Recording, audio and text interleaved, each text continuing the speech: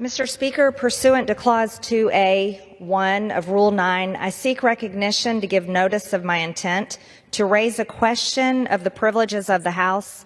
The form of the resolution is as follows. Recognized. Censuring Representative Ilhan Omar of Minnesota. Whereas elected members of Congress take an oath to bear true faith and allegiance to the United States without any mental reservation or purpose of evasion.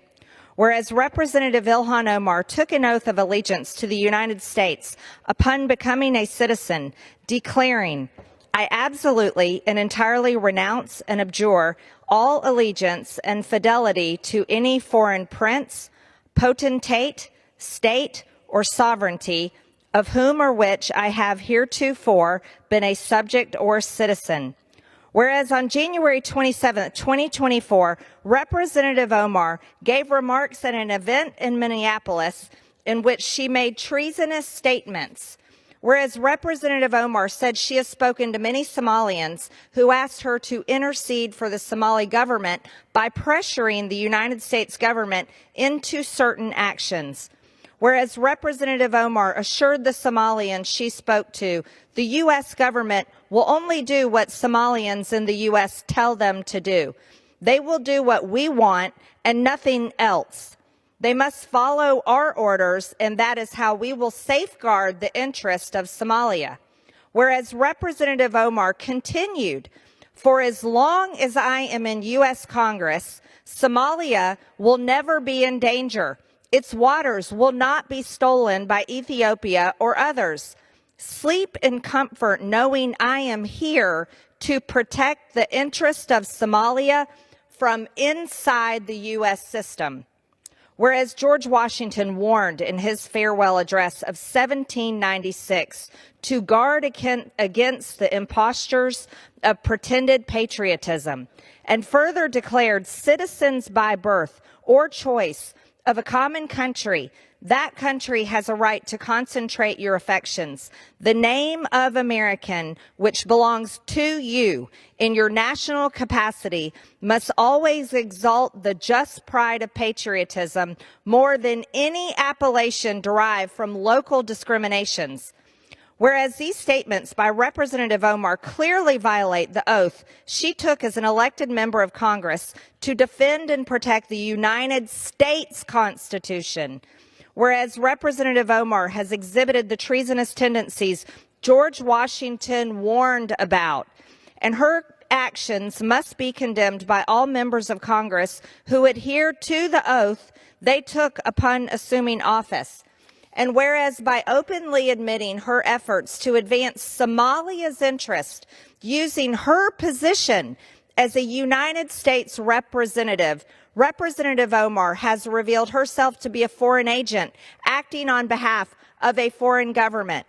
Now, therefore, be it resolved that Representative Ilhan Omar of Minnesota be censured. Representative Ilhan Omar forthwith present herself in the well of the House of Representatives for the pronouncement of censure. Representative Ilhan Omar be censured with the public reading of this resolution by the Speaker, and Representative Ilhan Omar be and is hereby removed from the Committee of the Budget and the Committee on Education and the Workforce. Under Rule 9, a resolution offered from the floor by a member other than the majority leader or the minority leader as a question of the privileges of the House has immediate precedence only at a time designated by the chair within 2 legislative days after the resolution is properly noticed. Pending that designation, the form of the resolution, noticed by the gentlewoman from Georgia, will appear in the record at this point. The chair will not at this point determine whether the resolution constitutes a question of privilege. That determination will be made at the time designated for consideration of the resolution.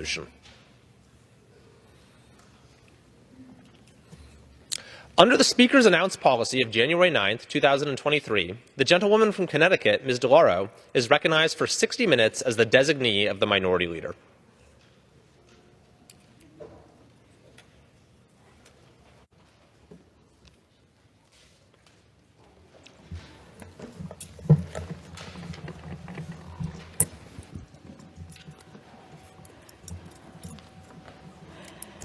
Mr. Speaker, I rise today to say that I was saddened to have to oppose the tax bill that the House of Representatives passed last evening.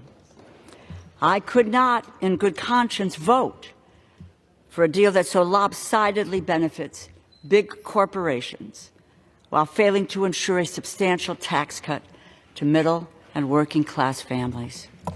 I believe this deal is deeply inequitable, and at a time when we have seen the greatest rise in inequality, when big corporations made super profits at the expense of the consumer. It is a mockery of who representative government works for. This bill delivers massive tax cuts for the biggest corporations while denying middle-class families the economic security they had under the expanded monthly child tax credit that was passed in 2021. Let me be unequivocal. This is a reversal of the largest middle-class tax cut in the history of the United States. This bill provides billions of dollars in tax relief for the wealthy and pennies for the poor. This expanded and improved child tax credit, which we passed in 2021, it returns $8 for every dollar spent. How? Because the child tax credit helps children learn more, earn more, and grow up healthier. Which is why I find it upsetting and appalling that we would condition a limited extension of this life-altering program with a vast giveaway to billionaires and corporations who are already well-practiced in paying no taxes. Dish Network, FedEx, Salesforce, T-Mobile, and dozens of others. And I'll later give you the list of the others. These corporations, dozens of others, pay no federal income tax from 2018 to 2020 under the Trump tax law. At a time when big corporations are richer than ever, the idea that we must evenly split the pot with working and middle-class families is absurd. But there is no even split in this bill. It's $5 for the corporations and $1 to our children. Understand, people are calling this an expansion of the child tax credit. It is no expansion of the child tax credit. It is a step backward, and that needs to be understood. When groceries and other costs like the child care have skyrocketed, driving record corporate profits of $3 trillion in 2023, it was families bearing the brunt of inflation and high interest rates. The expanded monthly child tax credit is an antidote to child poverty. It is an antidote to inflation. It is a successful tool that lifted millions and millions of children out of poverty virtually overnight. Half of children in the United States were lifted out of poverty. 4 million. Today, families live paycheck to paycheck. Their wages have not kept up with rising costs. The economy is not working for them. And to our great shame, it is children who will suffer the most. This bill fails to sufficiently improve the child tax credit. It leaves millions of middle-class families without a tax cut like they received in 2021. It keeps millions of children in preventable poverty because of a policy choice. This bill strips working-class families of the true economic security that was achieved with the expanded monthly child tax credit under the American Rescue Plan. I understand that no bill that can become law, especially in a divided government like we have today, is going to be perfect or have everything that we want.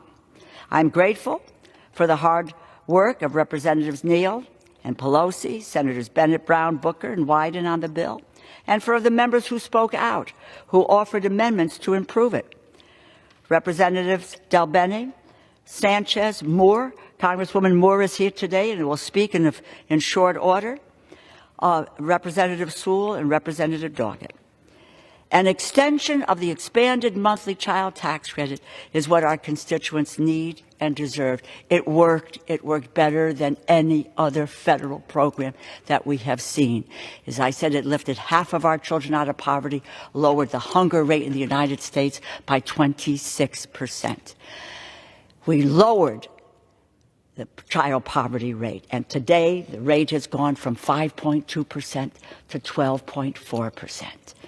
And yes, working families, middle-class families, vulnerable families have seen their wages decline as a result of pulling the rug out from under them with the expiration of the child tax credit. It is the one best thing we can do to improve economic well-being and security of the most vulnerable American families and to bring back the largest middle-class tax cut in history. This was a lost opportunity. A lost opportunity. It leads the way to, in 2025, making the Trump tax credits, which benefited the richest 0.1% of the people in this country, the biggest corporations in this country. It leads the way to moving in that direction. It can't go there. We have to stop that, and we have to make sure that we will. I will look forward to continue that fight to have an expanded and an improved child tax credit that we delivered for all families in 2021. And with that, what I want to do is to yield 4 minutes to the gentleman from Virginia, my colleague, Representative Scott, who is and will become the chair of the Education and Labor Committee come 2025. Congressman Scott is recognized.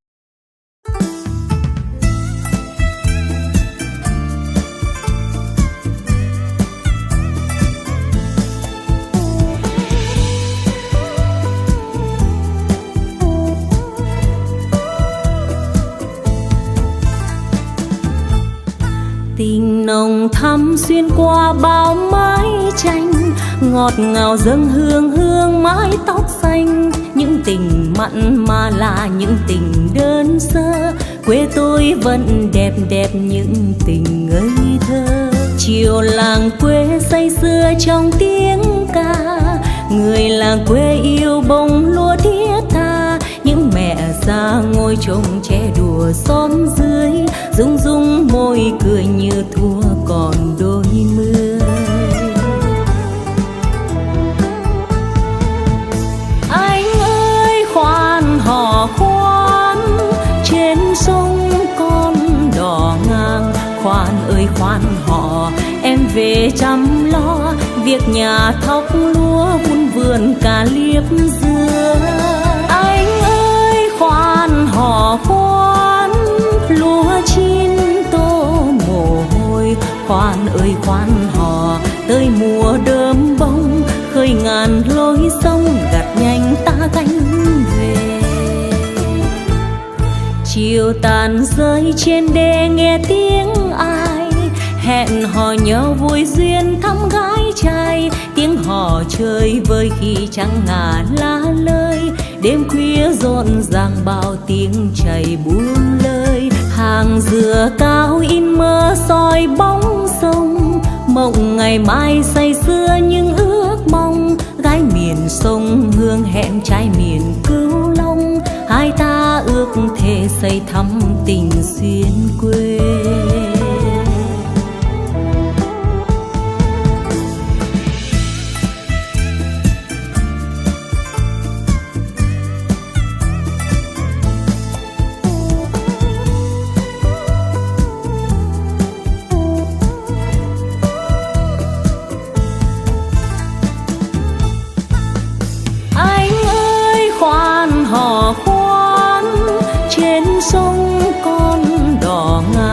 Khoan ơi khoan hò, em về chăm lo việc nhà thóc lúa vun vườn cà liếp dưa. Anh ơi khoan hò khoan, lúa chín tô mồ hôi. Khoan ơi khoan hò, tới mùa đơm bông, khơi ngàn lối sông gặt nhanh ta gánh về.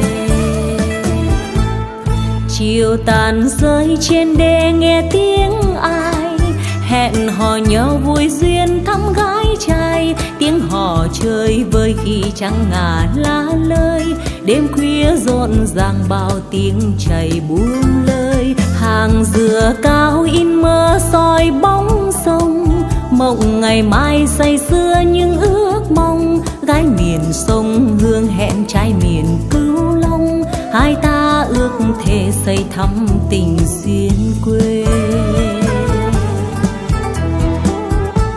Gái miền sông hương hẹn trai miền Cửu Long, hai ta ước thề xây thắm tình duyên quê.